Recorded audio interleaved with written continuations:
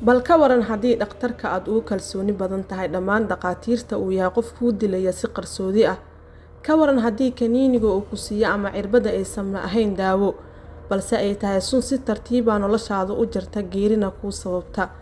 Bal sawiro dhakhtar u muuqda mid naxariis badan balse dhab ahaantii gacantiisa ay ku dhinteen boqolaal qof aan waxba galabsan.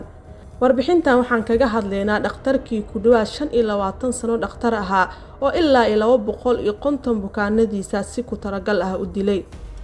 Waa idin salaam saaxiibayaal, magacaygu waa Xaliimo Daawud. Intaan gudaha u galin warbixinteena maanta waxaan ka codsanayaa inaad subscribe ii dhahdo channelka, laagtana ii saarto.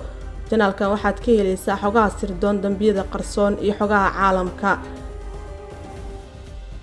Aan inoo bilaawo markaan warbixinteena. Harold Frederick Shiman wuxuu ku dhashay United Kingdom 14 Janaayo 1946. wuxuu ahaa wiil dabeecad degan, laakiin saameynta weyn wuxuu ka helay dhimashadii hooyadii. Hooyadii waxay u geeriyootay xanuunka kansarka 1963 iyadoo loo isticmaali jiray morphine oo ah daawo xanuun baabiyo xoogan.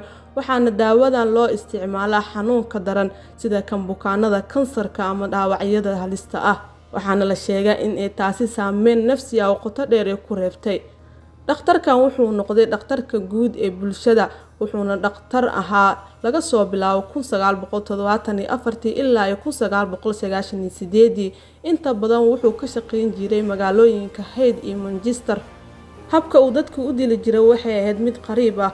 waxa uu ku jiri jiray bukaanadiisa cirbado morphine ah. daawadan waxaa loo isticmaalaa xanuunka daran sida kan bukaanada kansarka ama dhaawacyada halista ah, asagoo siinaya xaddi ka badan kan daawo ahaan loo ogol yahay. waxayna sababaysaa in qofku neefsiga istaago, mirbeel iyo geeri degdeg ah.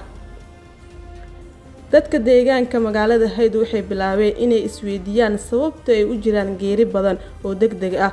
warbaahinta maxalliga ayaana qortay maqaal ku saabsan dhimashada aan caadiga ahayn, balse dadka intiisa badan ayaa la yaaban arrintan. waxaa ugu dambeyntii shaki weyn abuuray geerida haweeney lagu magacaabi jiray Kathleen oo ahayd qof caafimaad qabtay. gabadhii ay dhashay oo lagu magacaabi jiray Angela waxay ogaatay in hooyadeed ka tagtay warqad dhaxal been abuur ah oo dhahaysa hantida inteeda badan in lagu wareejiyay dhakhtarkan. markii la sameeyay baaritaan waxaa dib loo qoday meydka haweeneydan si loo baaro sababta dhimashadeeda. waxaa lagu arkay jirkeeda daroogo morphine oo xad dhaaf ah. taasi waxay sababtay in booliska ay bilaabaan baaritaan rasmi ah. booliska waxay isbarbar dhigeen dhammaan bukaanadii oo daryeelay, waxayna arkeen tirokoob dhimasho oo aan caadi ahayn. sanadkii 1999 waxaa lagu soo oogay dacwad dilal badan, waxaana lagu helay dembiga 15 qof iyo hal khiyaano. waxaana lagu xukumay xabsi daa'im, inkasta oo dembiyada lagu cadeeyay ay ahaayeen 15 qof. baaritaanka madaxa bannaan ayaana muujinaya in dadka uu dilay ay gaari karaan in ka badan 250, balse ay maxkamadda ku cadeysay 15 qof. wuxuuna ugu dambeyntii ku dhintay xabsiga 13 Janaayo 2004 asagoona isku ceejiyay xarig. wuxuuna geeriyooday maalin ka hor dhalashadiisii 58aad. kiiskan waxa uu bedelay nidaamka caafimaadka UK.